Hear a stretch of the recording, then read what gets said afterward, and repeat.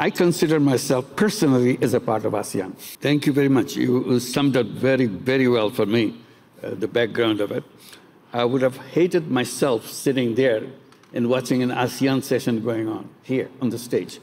You saved me, I'm here. So I'm very happy to be here with everybody in ASEAN. And thank you for giving me this opportunity. And we all pray for your success, Julie Bishop. It makes a lot for Bangladesh, that's the Rohingya issue. And so you have to succeed, make it happen, and we're all with you.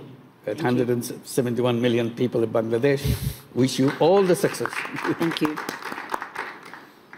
And I was talking about whether Bangladesh should be part of ASEAN, and as I said, I will hate myself. I consider myself personally as a part of ASEAN. It goes for a long time. It's, because when I started my work, the first country that adopted our work was Malaysia.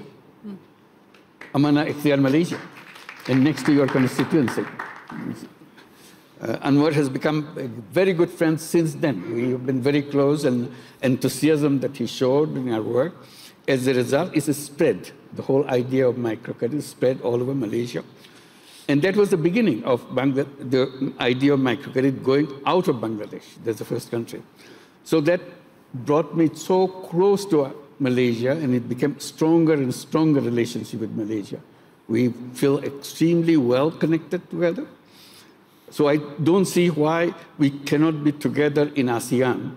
And my friend, Prime Minister Anwar, has already assured me that somehow we will become a part of ASEAN, starting with the dialogue partner, which is available, hopefully, because emotionally we're so close to make it happen. And then came Indonesia, next to Malaysia.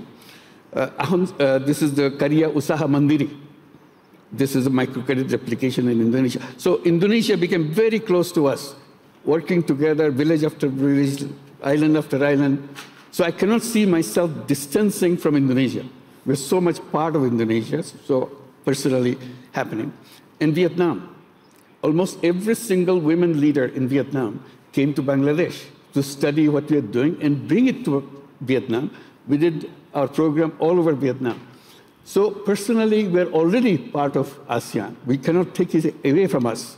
We have to accommodate us into ASEAN. This is something that we have to work together. So this is what we're looking forward. I'm very honored to be here along with everybody else from ASEAN speaking today. The point I wanted to raise with ASEAN is a part of ASEAN, emotional part of ASEAN. It's a wonderful group of countries moving forward, very confident steps, future looks very bright. But the question that I've been raising in Bangladesh, and I want to share it with also ASEAN countries, what kind of future that we see for ourselves as a region, as a country? Do we follow the same footsteps that the West has done as a success and same development paradigm that we have learned? And I'm always saying, no, that's not the way we should do. We should create our own way of what we see as a development, as a future of our countries, and so on. One of the things we said, all the issues and definitions and the concepts that we have adopted from the Western way of looking at it, can be redesigned. And that's one of the things is the whole banking system, whether banking system should remain connected with the people with money. Can it be redesigned to bring it to people who don't have money, starting with that? And that's what the changes in the microcredit came as a change for that, addressing that, challenging the whole banking system. Banking system has to be redesigned. And that led to us another issue which we want to share with ASEAN. As a part of ASEAN, we will have to work together to make a different kind of society that we have right now, following the same kind of old footsteps that we do. Avoid the whole wealth concentration issue completely, right from the beginning. Because otherwise, if you follow the same step, we go back to the same thing with all the concentration of wealth. It's globally, concentration of wealth is going on, and that will be a disaster for future. So how to do it differently? That's where the banking system comes, very important. Making availability of the finance to the people And that should be part of the whole ASEAN paradigm, that this is what we do. We ensure that no matter who a person is, either a poor person, a rich person, man or woman, as a human being, I'm entitled to it. I can change my own life. And that's what the kind of mission should be integrated into the ASEAN way of thinking. It's not the same thing, but we adopt many things, but we also add things. And that led to the issue of entrepreneurship, which we have been talking in Davos. Klaus Schwab has created, and with Hilde Schwab, the Foundation for Social Entrepreneurship. So the whole idea of social entrepreneurship comes, how to create an economy based on social entrepreneurship, rather than just follow the same path of profit maximization, growth, and so on. How much growth is important, how much sharing of wealth is important, so together.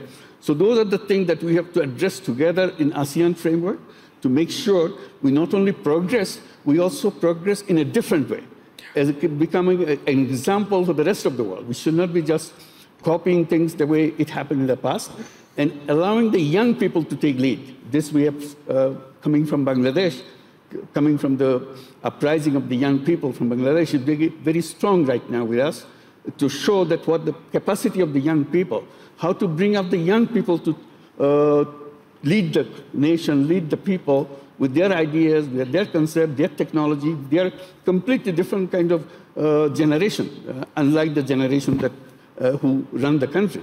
So how to make sure we adopt them, bring them forward, so that they can bring their ideas and leadership and concepts to impact on the economy and the society as it together. So those are the issues that we want to raise it, and we'll be very happy to join ASEAN. We are waiting for it very eagerly, and we want to do a job which will be something for the world to see. It's a very different kind of region which grew with a different kind of framework. Thank you very much. Well, I feel very confident that the success of this ASEAN region group is guaranteed. It's only a question of how you design it so that you don't repeat the mistakes others have done. So there's a society which is equalitarian society, and we share the wealth and so on, continue, new concepts are followed, design things for young people to bring them to the front line so that they can create the new vision of their own countries. And as a region, they can move forward into that. So this is what I see an opportunity for them, and they're very creative as a region. This is creativity and entrepreneurship is built into the society. So we should not go away from that and follow this job-oriented society that we have to have a job and continue with the job. I think the whole thing will be entrepreneurship-oriented society. The young people grow up to make sure that he or she can participate in the economy on her own, on his own. And that's where the financial system has to be redesigned in a way it serves a purpose. Social business funds can be created so that the funds can be available to the young people. This educational system can be redesigned so that this is not getting a degree to get a job, kind of the conventional way of thinking. We go to the university, we go to the educational institution to prepare ourselves to become entrepreneur, become creative person, which we are. Simply, we kind of sharpen the creativity. Education gives us the knowledge and gives us the opportunity to make sure we come out as an individual creative person and contribute to the society. It's not for personal gain all the time. It's personal gain is one part, and the social gain. So each one growing up, not just one-dimensional person which pursue the life just for his or her own personal achievements. So it'll be something part for yourself and part for the community, society that you belong to, so that that society becomes better society after what you have done. Thank you. Thank you. Thank you for those wonderful words.